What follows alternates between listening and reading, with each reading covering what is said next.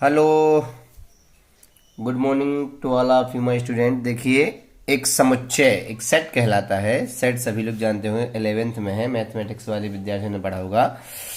अब समुच्चय है क्या, सेट है क्या? तो वस्तुओं का ऐसा संग्रह, मतलब जिसमें वस्तुएं सुपरिभाषित हो, मतलब वस्तुओं के सुपरिभाषित समूह को समुच्चय कहते हैं। मतलब जो कोई भी वस्तुएं इकट्ठी कलेक्ट हों या उन्हें हम कलेक्ट करें, तो उनकी यदि एक सुपरिभाषित डेफिनेशन बने, परिभाषा बने, तो वो कहलाती है आपकी समुच्चय को रिप्रेजेंट करती है। अब देखिए, कुछ आपके यहाँ पे समुच्चय को प्रेजेंट करने के लिए कुछ स्टेटमेंट दिए गए हैं। कहता फिर अपने उत्तर का औचित्य तो बताइए। तो आपको जिन जिन प्रश्नों में ऐसा समझ में आए कि मतलब हाँ, इनका संग्रह किया जा सकता है और इनकी एक उत्तम परिभाषा दी जा सकती है, तो वो सभी समुच्चय कहला जाएंगे। और जैसा लगे कि जो ये असंभव है, वह कभी भी समुच्चय की श्रेणी में या समुच्चय के संग्रह में नहीं आएंगे। जैसे उदाहरण के लिए पहला कहता है जे अक्षर से प्रारंभ होने वाले वर्ष के सभी महीनों का संग्रह, जो कि देखो संभव है, क्योंकि अपने वर्ष के 12 महीने होते हैं जो, तो उनमें जे अक्षर से, जैसे जनवरी हो गई और जुलाई हो गई, इनका संग्रह करना संभव है और ये इनकी परिभाषा भी दी जा सकती है। तो अतः यह एक समुच्चय को रिप्रेजेंट करेगा। अब देखिए दूसरा क्या लिखा है कि भारत के अच्छे हॉकी खिलाड़ियों का संग्रह।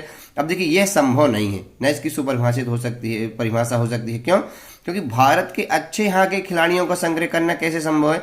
हो सकता है कोई किसी दशक में कोई अच्छा खिलाड़ी रहा हो, फिर कोई हो जाए, फिर भविष्य में कोई और हो जाए, तो यह संग्रह जो है यह संभव नहीं है। इसलिए यह हम समुच्चय की श्रेणी में नहीं रखेंगे, स्टेटमेंट है ना। अब तीसरा कहता, भारत के 10 सबसे अधिक प्रतिभाशाली लेखकों का संग्रह।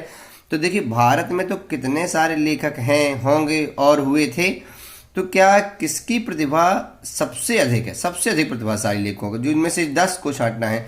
तो ये देखिए, प्रतिभाएं तो अलग अलग बदलती रहती हैं समय के अनुसार, तो यह भी एक संग्रह की श्रेणी में, समुच्चय की श्रेणी में नहीं आता। गणित के सरल पाठ बिंदुओं का संग्रह, ये भी सरल नहीं है। क्यों? क्योंकि हो सकता है किसी को कौन सा बिंदु सरल लगता है, किसी को कौन सा कठिन, तो यह भी समुच्चय की श्रेणी में नहीं आएगा। विश्व के सर्वश्रेष्ठ 11 बल्लेबाजों का संग्रह, क्या यह संभव है? बिल्कुल नहीं है कि विश्व में सर्वश्रेष्ठ 11 बल्लेबाजों का हम संग्रह कर सकें, यह भी संभव नहीं है, क्योंकि हर बल्लेबाजों का अलग अलग जो परफॉर्मेंस होता है वो अलग अलग टाइम बदल जाता है। आपकी कक्षा के सभी बालकों का संग्रह, जी, ये हम कर सकते हैं। तो मतलब ऐसे स्टेटमेंट जिसमें आपको समझ में आए, ये आप देखिएगा, और भी जहाँ पे ना बने तो आप हमें कमेंट में बताइएगा कि हमें जो ये स्टेटमेंट है इसके बारे में, समुच्चय के बारे में समझ में नहीं आया। अब हम बिल्कुल कमेंट में उसको बता देंगे। तो बताइएगा, आप इसको ज़्यादा से ज़्यादा शेयर करिएगा, लाइक करिएगा, चैनल को सब्सक्राइब करिएगा और कमेंट में बताइए कैसा लगा।